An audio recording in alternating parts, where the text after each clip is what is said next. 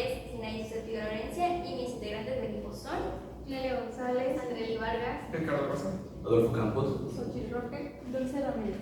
Bueno, el día de hoy estamos hablando sobre el tema de simulación de la medicina. ¿Alguien tiene algo que comentar o que quiera aportar? Yo quiero comentar algo.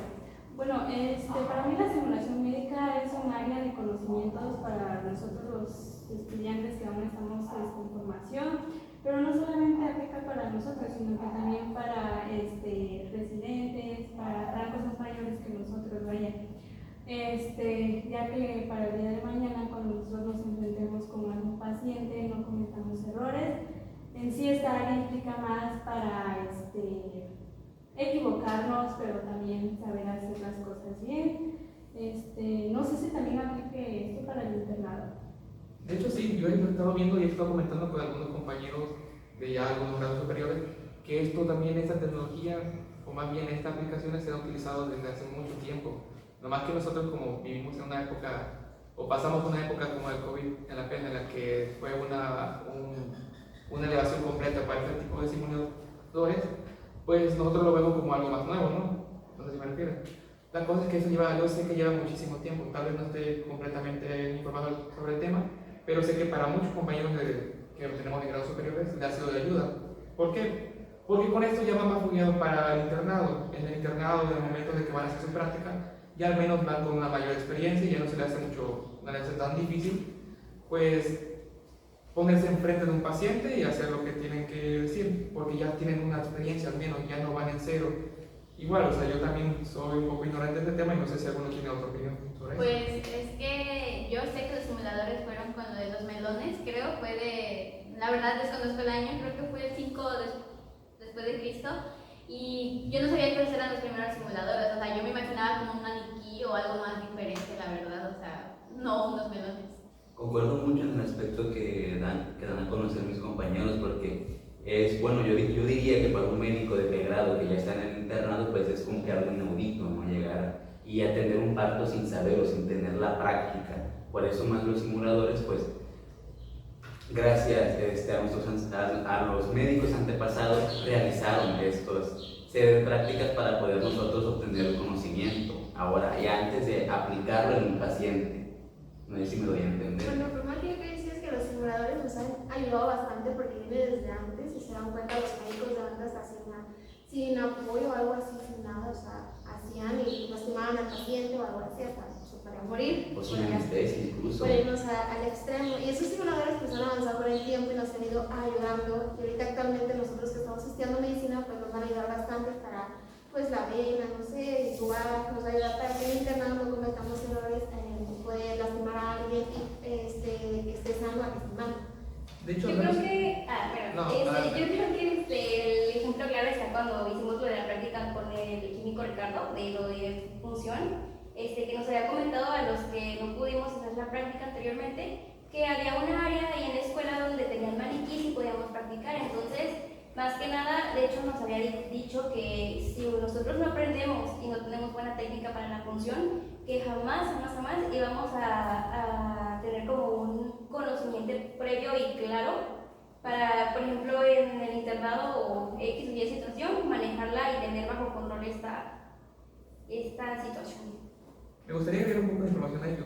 No sé si se recuerdan que en una clase hablamos sobre un paciente estandarizado, que es un paciente al que, bueno, es una persona en la que se le da un guión y se actúa como fuera un paciente, nos da sus signos, nos da sus síntomas, como si fuera una persona completamente enferma, y eso nos ayuda mucho más a nosotros, como futuros médicos, como estudiantes ahorita que somos, para saber cómo responder ante tales situaciones. O sea, ya no va a hacer falta que llegue una persona en un estado crítico, un estado emergente, para saber cómo, o para sentir esa presión, yo me imagino, ¿no? Si vemos y vamos moviendo poco a poco, vamos aprendiendo y practicando poco a poco, no se nos va a hacer tan pesado o simplemente se nos va a hacer mucho más fácil y no vamos a sentir una presión tan grande como si sintiéramos si nomás llegáramos como si nada, no me refiero. O sea, si llegáramos sin ninguna información, si llegáramos sin ninguna experiencia. ¿Y quiénes de aquí en la práctica que tuvimos de función de no pudo sacar sangre? Yo sí. Yo sí O pude. sea, ¿era la primera vez que sacaban sangre? Sí, La la primera O vez. sea, ya está una primera simulación de que pues, vamos a ir aprendiendo entre nosotros, echamos la vena, yo qué sé, en todo caso mi equipo nada más pude yo, pero pues de ahí fue nuestra primera simulación de que pues, entre nosotros nos pudimos sacar sangre ayudar más adelante en el internado con eso.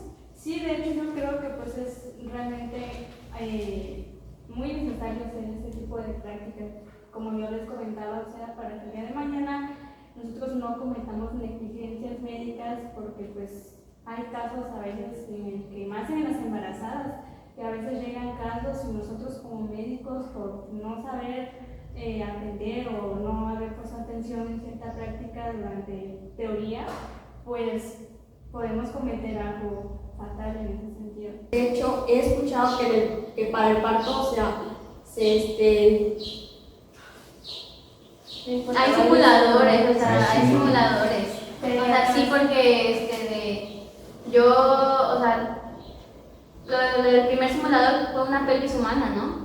Sí, fue más o menos en el año 1700, que fue, bueno, ese maniquí ayudó mucho, ya que redució la tasa de muertes maternas y infantiles.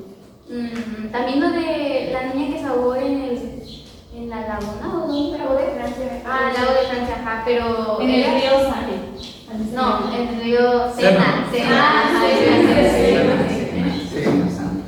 sí, Sí, he escuchado que ese es uno de los simuladores más famosos, de hecho. De hecho, lo conocen como... en la clase que dijo que toda su cara de la muchacha estaba pues, en diferentes lugares, que se volvió bastante famosa. Era conocido como la mujer más besada del mundo. Ajá, Y ahorita en la actualidad se sigue utilizando su maniquí. Sí. Para prácticas de RCP. ajá, De hecho es una cosa, o sea, yo he visto sobre esos temas, pero la verdad es que no sé qué buenas aplicaciones tenga o se pueda utilizar para los simuladores. Sí, de hecho es un simulador para RCP. Sí, pero por ejemplo, ¿qué otras aplicaciones tienen aparte de ese? Hay diferentes aplicaciones. Por ejemplo, a nosotros al salir de los primeros 3 años vamos a estar como en el internado, como un médico interno de pregrado. Bueno, en esta aplicación la simulación médica ha tenido grandes avances en la farmacología, neurociencias y diversas cosas. Más sin embargo, un año antes que era el tercero, vamos a empezar a ya tener prácticas con maniquí, de que intubar, puede que incluso alguna simulación de parto, de qué es lo que tenemos que hacer en ese caso, porque no podemos llegar sin saber, ¿no? ¿Me explico? Pues yo creo que más o menos ahora hoy en día muchos se centran en dar prioridad a las embarazadas, porque ya que últimamente hay muchos casos, por ejemplo en los pueblitos, Exacto. en donde no hay mucho personal médico y llegan a pasar ese tipo de negligencias de que no hay personal médico y por lo tanto pues tampoco hay hospitales de buena, no digo de buena calidad, sino que pues no hay personal. Y luego Una de técnica, eso, de que la mayoría no es por nada, ¿verdad? Pero pues las estadísticas son lo que marca. La mayoría de las embarazadas en pueblos o en comunidades alejadas son jóvenes, que todavía no están aptas para poder tener un embarazo. No sé si me explico. Entonces, lo que nos ayuda, ¿no? La simulación médica en el grado de posgrado, de pregrado. En el posgrado ya es más en los ámbitos éticos y más cosas. Es más, por así ponerlo, se aplica más en el servicio social, cuando nos mandan algo a cierta comunidad, que ya estamos nosotros solos, donde tenemos que emplear todo el conocimiento que ya adquirimos. Bueno, ayuda bastante. Pero por eso también lo vamos a ocupar cuando ya seamos médicos de más alto nivel, porque no sé si se acuerdan que nos comentó la doctora de las gemelas que se separaron. Eso fue un doctor que estuvo practicando, creo que, no recuerdo cuántas horas estuvo practicando, o días, meses, ¿verdad? Fueron meses practicando, sí. Sí, Y yo, pues eso es algo que vamos a ocupar siempre, ¿no? Sí, de hecho la película está muy buena, se llama Manos Milagrosas y sí se trata de un doctor pues que llevó meses, viajó muchas veces para tratar de poder separar a esas gemelas. Yo creo que incluso toca un poquito el tema del desarrollo profesional porque no cualquier médico puede realizar ese tipo de operaciones, solamente uno que esté muy bien especializado, que ya lleve muchísima práctica y tenga los conocimientos previos. Claro, de hecho, todo eso que acaban de mencionar entra en una de las aplicaciones que es el desarrollo profesional de un médico. Y en el ámbito, bueno, como decía, es en el desarrollo profesional de nosotros como médicos, pues entra todo lo que ya acabamos de englobar, ¿no? La separación de las gemelas, las prácticas que tuvo que hacer el doctor que se encargó de ese proceso. Y bueno, por último, pues en el ámbito de la investigación, ¿no? Que pues ya es más para los médicos que son investigadores. Sí, incluso creo que la doctora Pastrana había mencionado, no sé si igual la duración de la cirugía. Ah, sí, claro. Que fue un un tiempo larguísimo, entonces Pero fueron también 22 horas. la destreza que debe tener y la disciplina, por así decirlo, que implementó el doctor para estar ahí.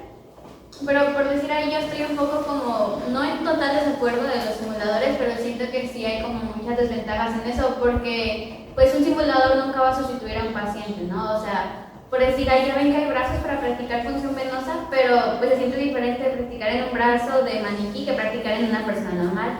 Y más que nada porque pues los niños, o sea, el maniquí va a estar totalmente quieto, no se va a mover ni nada de eso. Pero un niño sí se va a estar moviendo, te va a lo mejor hasta aventar y todo eso. Y yo se los digo porque yo en la práctica de función venosa pues sí me puse muy nerviosa y ni siquiera me pudieron sacar sangre. En sí, pues, sí es cierto, pues la simulación, pues, en un maniquí, pues, no es muy,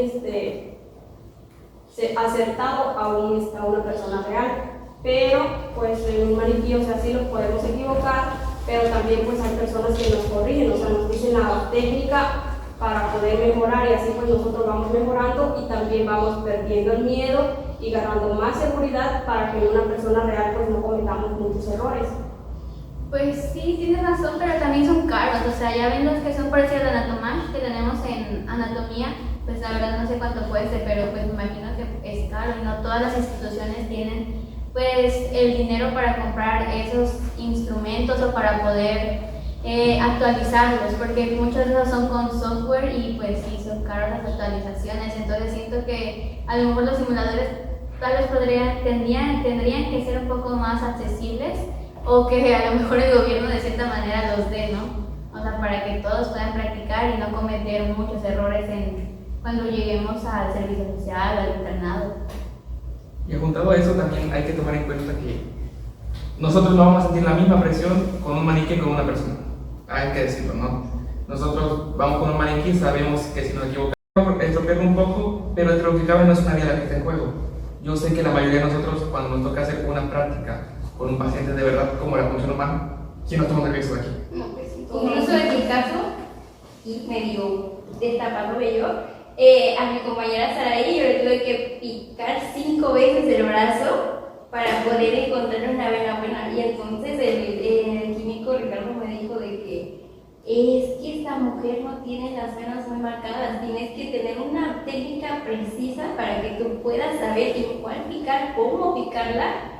Y ya fue cuando el doctor tampoco pudo y me dijo, no, tienes que juntarte con otra compañera que sí tenga las venas más marcadas para que tú puedas meter la aguja bien. Sí, pero de igual manera, si cambias de compañero, pues en el internado donde no vas a poder cambiar, ay, yo no quiero ser paciente, pues no te vas a adaptar a cómo está el paciente, le vas a tener que encontrar, no sé, y pues también adaptarnos a cómo es el paciente, porque pues muchas veces los personas tienen miedo a las agujas, que ay, es un niño, no me toques, o cosas así, y pues nos tenemos que adaptar a cuestión de cómo sea el paciente también. Sí, yo concuerdo mucho con la compañera, porque pues la verdad es que en el servicio, en el internado, nosotros no vamos a escoger a los pacientes, es conforme a ellos lleguen.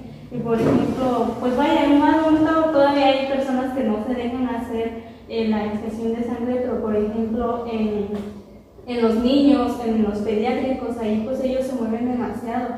Y nosotros como médicos, que en sí no estamos nosotros ahora sí que centrados en este caso, porque eso le compete más a los químicos, pero por ejemplo en todo caso, aunque nos llegue a tocar, para eso nos sirve la práctica, la simulación antes para no lastimar también al paciente. Pues también hay muchos tipos de simuladores, porque hay unos que, por decir, los pacientes híbridos, pero también hay unos que son las personas actuando una enfermedad y con una prótesis fingiendo una parte del cuerpo, y eso creo que también funciona como... Eso también lo podríamos aplicar en función venosa, por decir, ponerle a otra persona una parte como simulando ser una vena y esa persona se puede mover y así ya no corremos el riesgo de lastimar a esa persona. Y la verdad no sé muy bien cuántos tipos de simuladores hay. Pues bueno, yo de lo que sé y también me llamó mucho la atención fue de un simulador de una mujer que la habían encontrado, creo, ahogada a orillas de un río. Lo que hablamos hace rato, lo de qué bueno la fue ese. persona, A mí me llamó mucho la atención ese simulador. No sé si alguien más. Pues con el tiempo se fueron haciendo muchos simuladores, como por ejemplo el de dónde estaba, tenía la enfermedad del sueño y pues, lo ponían ahí. Algo así tengo entendido, no sé. Y de hecho, muy tomar en bien. cuenta, o sea, estamos hablando mucho de los tipos de simuladores de hace mucho tiempo, pero no hay que tomar en cuenta también en la época en la que estamos. O sea, en esta época, los simuladores más importantes son los de realidad virtual. ¿Por qué? Porque nos permite mucho más una visión clara, completa, podemos ver todo. Y juntado con los maniquíes que tenemos, es una opción mucho más viable, es una gran ventaja que tendríamos en un ámbito de salud. Ya en el momento, por decirlo un operador, como decimos, ¿no? Antes de una operación, hemos escuchado casos de algunos médicos que estuvieron días antes practicando para hacer la simulación y para poder hacer la operación exitosa. Esa es una gran ventaja que tenemos con la tecnología hoy en día y una ventaja que no tenían hace tantos tiempos, la verdad. Lo malo de eso es que, pues, sí esto fue de realidad virtual, pero más que nada, pues el precio puede ser muy elevado a como, pues, depende ya del país que esté muy actualizado, pues eso va a depender mucho de la tecnología que tengamos aquí. Como por ejemplo, pues, nosotros no somos tan ricos, por así decirlo, para tener ese tipo de tecnología. Y yo lo veo como una desventaja. Así la verdad. De hecho, pues también está un simulador, creo que es el robot que nos mencionaba el profesor, no es un nombre. Sim-One. El Sim-One. Ajá, Con Sim-One. el robot que puede hacer por cirugías, o sea, Da Vinci. el robot también. Ujú. Pues es también pues, como un tipo simulador. Pues es el más actualizado, creo que es uno de los más actualizados y creo que mencionó que solamente había muy pocos aquí en la República y que no había muchos especialistas que podían usarlos. Eso es lo malo. Otra desventaja de que no todos están especializados ya en la tecnología robótica, que muchos no se quieren adaptar a ese tipo de tecnologías. Bueno, yo creo que nosotros ahora sí que los que tenemos las herramientas de hacer las prácticas, aprovecharlas, de hacer la simulación, aprovecharlas, porque por ejemplo nosotros que venimos de una universidad autónoma tenemos ahora sí que ciertos laboratorios, ciertos centros en donde nosotros podemos practicar, pero por ejemplo las universidades de Benito Juárez, ellos no cuentan, por lo que sé, no cuentan con nada de simulación. Así es que pues en el internado nos vamos a encontrar también con médicos así y ahora sí que también puede haber problemas ahí por no pasar por una simulación médica. Pues eso entra entre las desventajas porque ahí les dan muy poco tiempo a los doctores para especializarse o para ayudar a otras personas en simulación. Y hay muchos, o les dan muy poco tiempo para los alumnos de pasar una simulación a un paciente real. Y muchos doctores o muchas escuelas ya solamente quieren enfocarse en los simuladores y ya no enseñarle a los alumnos en pacientes reales. Entonces, eso también sería una desventaja en eso. Retomando un poco lo que dijeron del robot Da Vinci, de que no todos los médicos están especializados en el área de la robótica, una mencionada como la cirugía robótica, todos estos entran dentro de la simulación médica en la aplicación de la investigación, ya que hay muchos médicos que se dedican a la investigación de la realización misma de simuladores médicos más actualizados. Claro, esto es evidentemente con su previa investigación respecto al tema a tratar o a la cirugía que se quiera hacer. Por ejemplo, una simulación de mínima invasión de columna podría ser, de una rótula, eso creo en el área de traumatología. Claro, a mi pensar y a lo que investigué en parte, la cirugía robótica no se pudo desarrollar de un día a la mañana. Tuvo que haber muchos doctores e investigadores dedicados exactamente a la simulación de una cirugía real, una hernia, un apéndice, por así decirlo. No fue nada de la noche a la mañana, pues todo llevó su proceso y pues así. Solo para aclarar eso, ¿no? Sí, de hecho yo creo que pues la verdad ahorita tenemos todo en las manos porque la tecnología ha avanzado, en el área de la medicina ha avanzado demasiado. Pues, como en el siglo VII, me parece, antes de Cristo, lo que hacían es que a bases de arcilla y piedras dibujaban ciertas partes del cuerpo humano para representar enfermedades, ya que habían ciertas culturas que no dejaban mostrar el cuerpo femenino de las mujeres. Entonces, pues ahora sí que yo la verdad que lo veo como una desventaja. De hecho, tocando un poquito el tema de lo de las universidades, que mencionó la compañera Lavarro, la Facultad de Medicina de la UNAM apenas logró la acreditación para obtener simuladores, pero esto por el compromiso de la facultad de tener una mejor calidad educativa y aportar un poquito más, por ejemplo, a las generaciones que van saliendo, que tengan un poquito más de conocimiento y habilidad para cuando se vayan a hacer los internados o el servicio social. Pues yo sé que el primer centro médico fue de simuladores, fue de la UNAM, ¿no? O sea, había mencionado que fue de la UNAM y fue de los primeros centros de simuladores que hay. Y creo que ahorita ya hay muchos centros para practicar y para poder pues mejorar nuestras técnicas. Y pues siento que eso nos ayuda mucho a nosotros, más ahorita que estamos empezando con todo esto. De hecho, me parece que para el primer instituto de México fue el Instituto Nacional de Ciencias Médicas y Nutrición, que fue el primero que obtuvo la acreditación. Ya después me parece que fue la UNAM. No sabía eso, la verdad. Los centros médicos no había escuchado mucho, como que se habla de los simuladores, pero no mucho de los centros que hay o donde podemos ir a practicar. Eso ya entra un poco más. Estoy mal. No. Bueno, eso ya entra más dentro de los principios de la medicina, ¿no? Digo, de la simulación médica y de la medicina en general, ¿por qué no? Por ejemplo, lo que acaba de mencionar mi compañera de que la UADO apenas logró acreditar para poder tener simulaciones o simuladores, entra mucho porque uno de los el primer principio de la simulación médica es que el estudiante de medicina debe de tener un aprendizaje o una práctica buena y precisa y concisa respecto al tema a tratar. Esto es basado un poco en el segundo, ya basado en la vida cotidiana. Claro, hay unos problemas que se dan más cotidianamente, como por ejemplo los embarazos de jóvenes, embarazos malos y así. Porque muchos médicos internos de pregrado en primer año lo primero que van a ver son embarazos. Eso es de ley, todos los días hay una embarazada nueva. O que llegan en la tarde o complicadas, pues es difícil.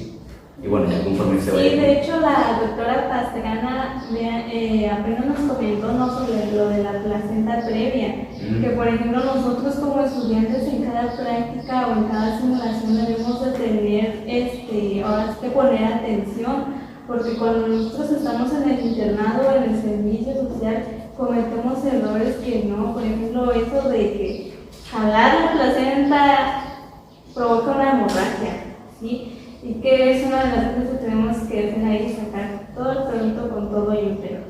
Y yo creo que pues esas cosas las debemos de ver en la simulación.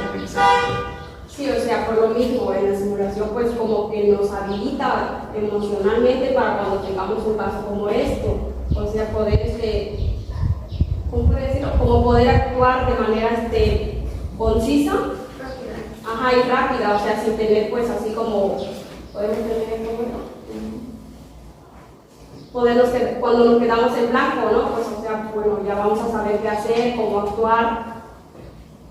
Hablando respecto a eso también, cuando pues ya hablando de que estamos en el internado o cualquier área, pues también nos tenemos que adaptar y llevar bien con nuestros compañeros, los doctores, que entonces a veces hasta nos pueden hacer llorar porque nos podemos equivocar, tengo un error y pues te van a traer a raya, por así decirlo. Entonces ahí nos tenemos que adaptar a posición y llevarse bien, por más que te caiga muy mala persona, te tienes que adaptar a esa persona porque no vas a trabajar solo nunca. Y hablando de eso, esto es otro objetivo que tiene la simulación: aprender a trabajar en equipo. Yo cuando estuve de pasante en un centro de salud, he notado mucho que entre enfermeros y médicos se siente mucho un odio, se siente muchos resentimientos, se llevan muy mal, hay malas intenciones entre cada uno, y eso es algo que al fin y al cabo afecta al paciente. El paciente es el que termina perjudicado por ello. Si un médico, una enfermera o lo que tú quieras, un jefe de piso, están en malos términos y se quieren, ¿sabes qué? Pues yo no te voy a ayudar en esto, ¿sabes qué? Hago como tú puedas, el que termina pagando los platos es el paciente. Y eso es algo que la simulación nos va a tener que ayudar, porque desde un principio, desde que estamos aquí apenas aprendiendo, estamos obteniendo la información, aprendemos a trabajar en equipo, a trabajar como iguales, sin ver de más al otro, a aprender, ¿cómo se llama? A trabajar en un ambiente sano, más que nada. Eso es algo que tenemos que tener muy en cuenta, porque al fin y al cabo, lo que nosotros hacemos y todo el objetivo de esto es para la seguridad del paciente. Sí. Eso entra en las etapas, ¿no? Ya ven que hay etapas de briefing y pre-briefing, briefing y debriefing. Y ya ven que en la pre-briefing pues se habla de todo lo que se hará en la simulación, en la... No, la pre-briefing es antes de... Pre-briefing antes de la simulación. ¿Antes? Antes de la acción. toca esto, vas a hacer esto. El anestesiólogo se encarga pues, de dormir al paciente, que el cirujano va a tener esto, la plática de la enfermera y todo eso es antes de, pues, para tener una operación que se tiene que arreglar el área que para mí es un antes. Y después, o sea, está al último el debriefing, que es cuando después de toda la simulación se juntan a hablar que pues errores, en que pudieron haber mejorado, y siento que esto ayuda a que podamos en un futuro trabajar en equipo y no aprender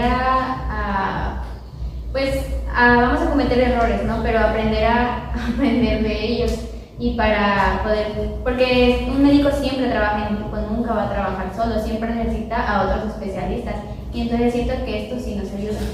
De hecho, también aquí entran 5 teorías que hay en la simulación médica, que son la conductual, conductivista, cognitiva, social y aprendizaje. De hecho, yo creo que la social se basa más al comportamiento del médico a pacientes o con el equipo, ¿no? Eso es lo que están diciendo. Las cosas las debemos de ver en la simulación.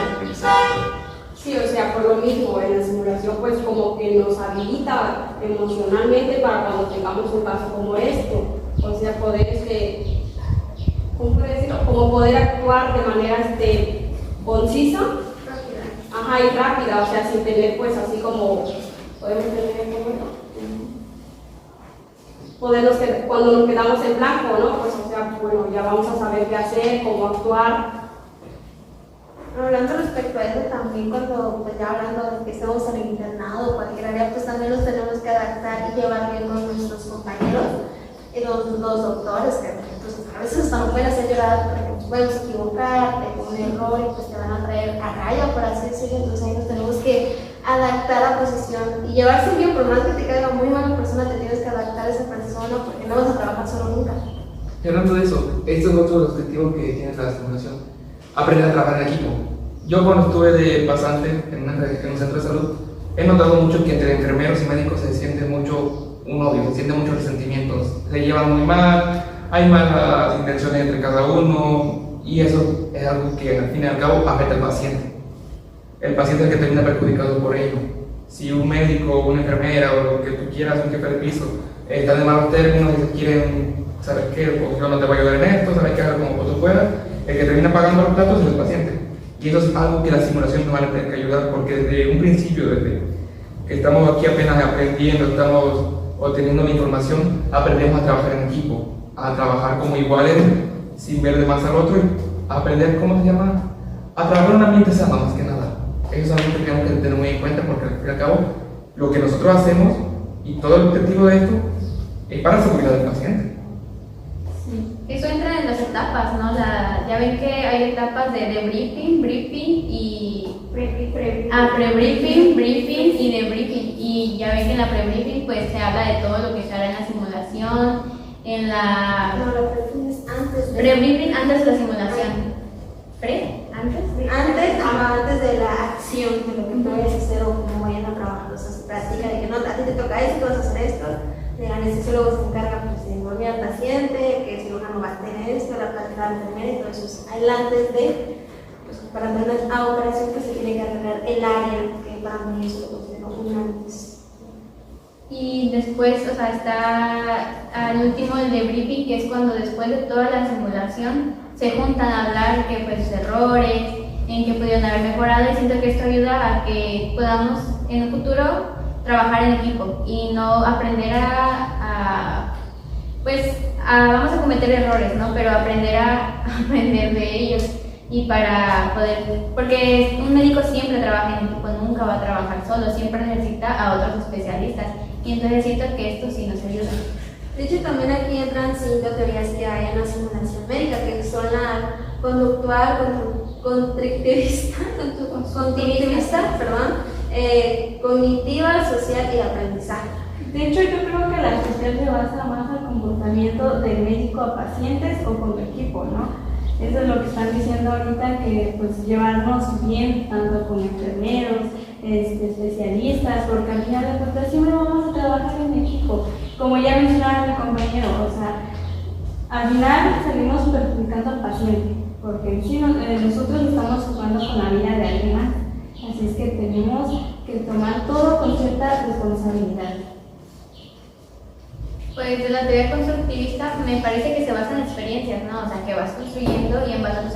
experiencias, es como vas aprendiendo y mejorando tus técnicas.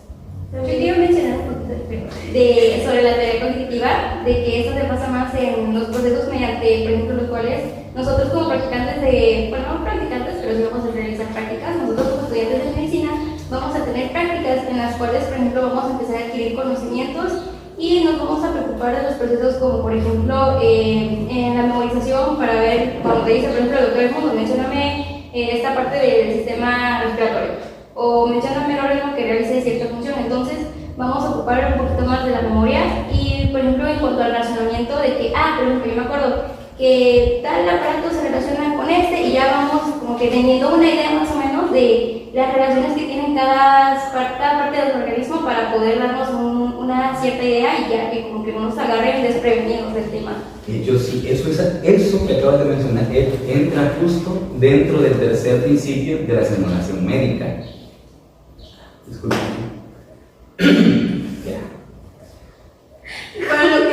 Bueno, como te decía, el tercer principio de la simulación médica es que fortalece la integración de las ciencias básicas con las clínicas.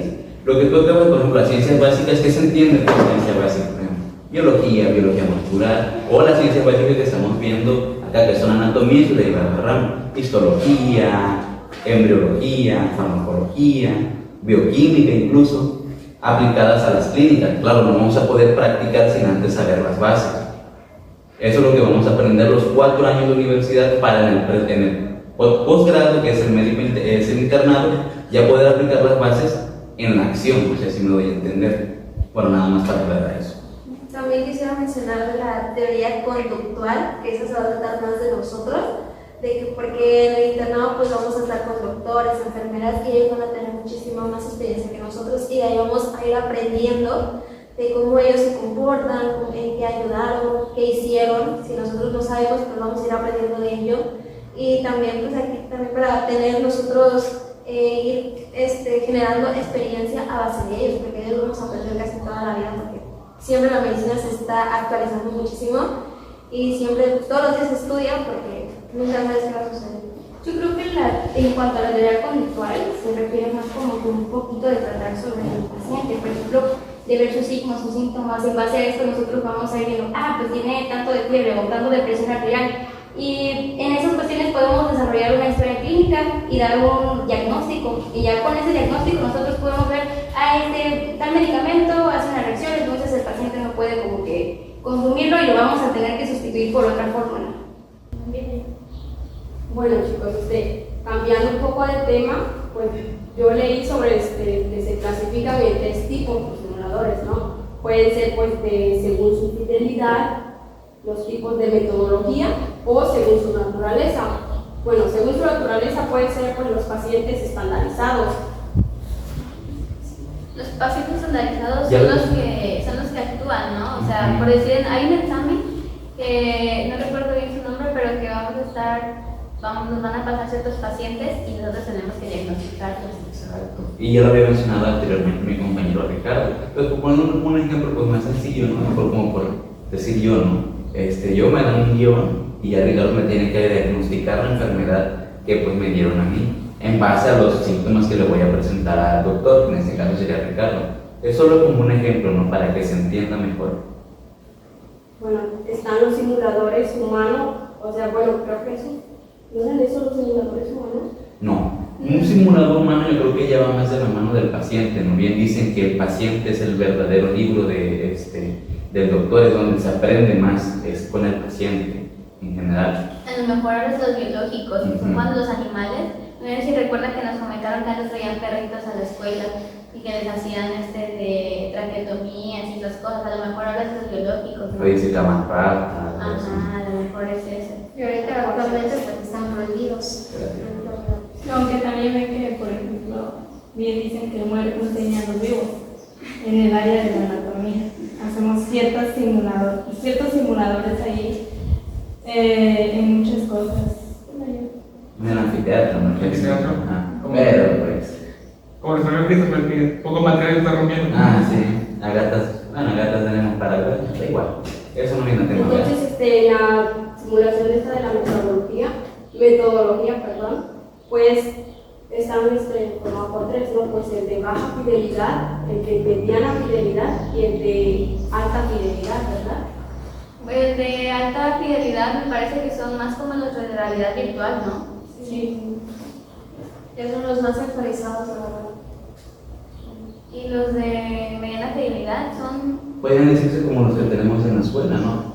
Son los de para intubar, función venosa, pues ya yo digo que los de baja fidelidad, pues ya vendrían siendo, pues... Los maniquís. que son estáticos. Exacto. Sí. No sé si ahí entra también la práctica con frutas, que no es que sí. nos enseñaban a inyectar con naranjas o a suturar con patitas de puerco. Sí, yo creo que hay No, pero decían que hasta lo de las patitas de puerco ya estaba prohibido. Y ahora se hace con unas cosas de... Y eso entra en sí, una ya biología. tenían diferentes tipos de cortes y ya te suturabas desde el ritmo del corte. Sí. Yo me acuerdo que en la prepa, cuando estábamos en práctica, como la optativa yo creo que todos tuvimos, ¿no? Sí. Que, ¿cómo se llama? Usamos también un hígado de cerdo para abrirlo y Un montar hígado, un corazón. un hígado. Un hígado. Un hígado de cerdo y una parte de pollo blanco, que conseguimos un cartílago, un tendón y la podíamos hacer la parte. ¿En serio? Bueno, la verdad yo nunca en mi preparatoria, bueno, la verdad nunca practiqué algo así como ustedes, bueno, la mayoría casi ya tuvo contacto o ya tuvo prácticas con los simuladores. En mi caso no, o sea, fue la primera vez que hice función venosa, por ejemplo, y pues no me fue tan mal. En mi caso, por ejemplo, en mi prepa se hacían olimpiadas de biología y a mí me tocó llegar a la nacional y era un examen contratiempo donde teníamos una rana, la teníamos que abrir y teníamos que, la persona que estaba ahí, que era el encargado del examen, por ejemplo, nos decía, a ver, señálame tal parte y la teníamos que decir la función, esto, aquello, el otro. Pero yo creo que no han quitado todavía ese examen, entonces todavía siguen abriendo animalitos. Por eso. Yo también tuve una experiencia porque estuve como 6 meses en el INESAC y ahí yo sí vi un cuerpo muerto, para así decirlo, o sea, yo entré, el olor es un poco desagradable, pero muchos compañeros sí se desmayaron por el olor, yo realmente no, me dio, pues no, me dio igual, ¿no? Pues tocar un corazón, Sí, pues. el hígado, todo eso, pero sí te pregunto, es muy, muy difícil y no estudias muy bien porque de plano todo lo ves igual, las venas, las arterias, todo se ve igual y ahora dices, ¿qué es esto? Y me quedé así, no sé, porque sí es muy difícil, tienes que tener mucha experiencia en cuestión de crear en el cuerpo. Igual en el INESAC se siguen practicando de las manitas de puerco, yo ya no estuve ahí, pero un compañero me platicó que sí, hicieron varios cortes, pero ahorita creo que ya practican. Pues yo creo que eso pues es los objetivos de la simulación. Como dijo el doctor Edmundo, cuando estemos enfrente de un cuerpo, pues son olores desagradables y bien humanos tenemos que acostumbrar a eso, porque por ejemplo cuando nos llega un pie diabético. Sí, eso.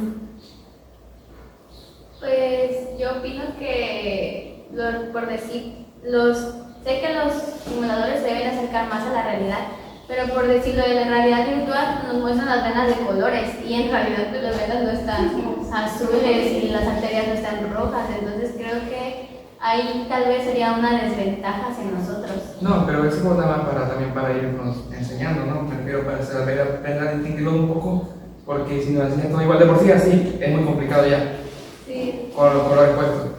Eso es más que nada para un estudiante, ya para una persona que va aprendiendo, que poco a poco, o que ya está un poco más avanzada, pues ya igual ya no ocupa ponerlas en colores y ya se las aprende, pero yo creo que es por el momento, ¿no? Por el momento en el que vas, como vas aprendiendo.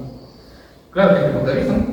De igual manera siento que, o sea, las imágenes nos ayudan mucho porque, te ponen pues los intestinos de un color, el de otro, pero ya cuando digo que la experiencia que tuve el cuerpo humano fue muy diferente, pues, o sea, hay mucha controversia en eso y la verdad, a mí me gustaría que pusieran imágenes reales a cómo se ven realmente para que sea un poquito más fácil, por así decirlo, para poder aprender mejor realmente.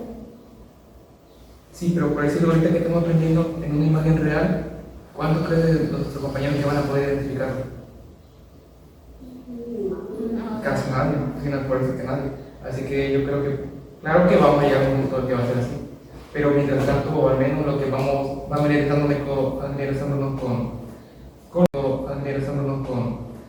con los lugares, con la anatomía, con la fisiología, yo creo que es una buena opción tener unos colores, o al menos tener referencia en algunos puntos, ¿no? Pues sí. Y con esto concluyo. Pues no sé qué conclusión quieran dar de esto o ustedes. Bueno, la verdad yo empecé el podcast con muchas desventajas de la simulación, pero pues creo que hablándolo con ustedes como que ya a lo mejor consideraré más los simuladores.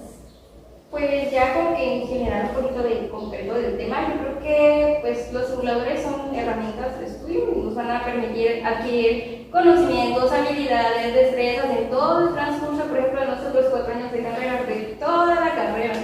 Mediante el ensayo, el error, de que ya le echaste la vena, de que ya lo canalizaste mal, de esto, aquello, entonces sí es como que para facilitarnos nuestro desarrollo y ya para el día de mañana salir al internado, al servicio social, te vas a dar de topes porque te vas a dar cuenta que realmente todo lo que te enseñaron de teoría, tal vez sí te va a servir para relacionarlo, ¿no? Pero realmente yo siento que ahí es más como que la práctica, porque te trae más movilizado de aquí para allá, áreas diferentes, quirófano, de cirugía, etcétera, etcétera, entonces es más como para estar listos y al pendiente de lo que se ocupe, porque ha ocurrido, por ejemplo, me tocó presenciar por ahí, que hay pasantes que incluso vienen de muy buenas escuelas, prácticamente, por ejemplo, el Tecnológico de Monterrey, que tiene bastante inversión en los simuladores, y aún así, por más que tengan buenos simuladores, buenos maestros, si el alumno no está totalmente dispuesto a tener esa habilidad y ese entusiasmo de querer aprender, entonces no va como que a, ¿cómo lo digo?, concordar tu situación académica con lo que realmente estás representando en el hospital. Porque si hay doctores que, por ejemplo, les preguntan cosas muy básicas de la carrera y los pasantes no se las saben decir, y entonces hay como meramente falta de respeto quizás, pero sí los empiezan como a humillar de que cómo es posible que tantos años de carrera y no sabes, etcétera, etcétera, y sí es como que entre tanto desventaja y ventaja, pero ya dependiendo de cómo el alumno quiera tomar las decisiones de querer aprender y el empeño que tú le tengas que poner a tu desarrollo y el aprendizaje.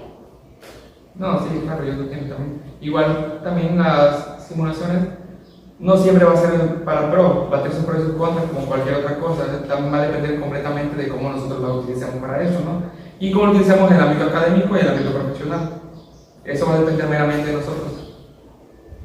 Bueno, pues como conclusión, en sí en general podemos concluir que las simulaciones médicas, como ya se había mencionado anteriormente, es una herramienta académica para el doctor o para el médico en proceso, ¿no? También opino que deberíamos estar también bien sanamente, psicológicamente y físicamente, porque realmente en algún momento de toda nuestra carrera se nos va a morir algún paciente, de también tratar de no encariñarnos con los niños pequeñitos, porque realmente nos van a doler y no tenemos que encariñarnos porque solo es un paciente, no es tu familiar. Igual tenemos que estar muy bien psicológicamente para poder sobrellevar esta carrera. Sí, yo creo hacia eso tienes mucha razón, por eso es que nos hacen el examen psicológico antes de irnos al internado, porque por ejemplo en el internado vamos a pasar infinidad de cosas, muertes, que ya te llegó alguien lastimado, y a veces hay personas que sí somos muy sensibles ante esas situaciones, por eso mismo te preparan para que pues, tú como médico no te vayas a andar desmayando al lado del paciente, ¿verdad? Independientemente, yo creo que quizás del encariñamiento con el paciente, por ejemplo, si tenemos familiares enfermos, yo creo que la persona que atendería a nuestra, por ejemplo, mamá o papá, nos gustaría que sea un poquito empático en cuanto a la situación de la persona, ¿no? Porque hagamos algo en la que está internada tu mamá, no sé, entonces el doctor es como de que, ya le tomaron la presión, ya le checaron así, no sabe, está bien, ahí la dejo, y no es como que tanto así, ¿no? Sino como de preguntarle cómo te sientes, esto, lo otro. Por ejemplo, yo recuerdo que en unos cursos que estuve, nos hicieron mención de eso, entonces una conferencia de los niños que recibían quimioterapias, que cuando venían los especialistas a hacerles cada sesión, los niños prácticamente estaban espantados y ya no querían ir con los doctores. Entonces hicieron como un tipo proyecto de que se les tratara de manera diferente, por ejemplo, de que cuando llegaran los doctores no fueran tan bruscos de decirle, no, te toca quimioterapia de tal hora a tal hora y se le va a hacer esto y aquello, ¿no? Sino de que de manera didáctica ir jugando con ellos, de que, ay, mira, pues esto, para que a los niños no se depriman prácticamente, vaya, y ya lo vean con un entusiasmo de querer salir adelante. Eso es más que nada la cuestión. Tener como que empatía, o sea, Un como poquito de empatía, sí. Porque yo creo que a nadie le gustaría que el doctor que atiende a tu mamá o a tus familiares fuera de que, ah, sí, ya, el siguiente. Como el ejemplo que nos puso la doctora Salia, de su sobrino, me parece. Entonces, sí es como que esa situación, quizás no me entra mucho como que el encariñamiento, quizás, pero sí un poquito de ponerte en el lugar de las otras personas, de cómo se están sintiendo. Por ejemplo, hay personas que las canalizan y es como que, ah, ya entró ya, ¿no? Y te dolió, no te dolió, X o Y, entonces sí es como que más que nada esa cuestión. Sí, bueno, yo en ese sentido también, como ya lo mencionamos, tener empatía, tener humanidad hacia las otras personas, porque al final de cuentas uno nunca sabe también cuándo va a tener un familiar internado o un familiar grave. Entonces, de mi parte, yo concluyo con esto. Sí, y me imagino que la mayoría de todos concluimos con lo mismo.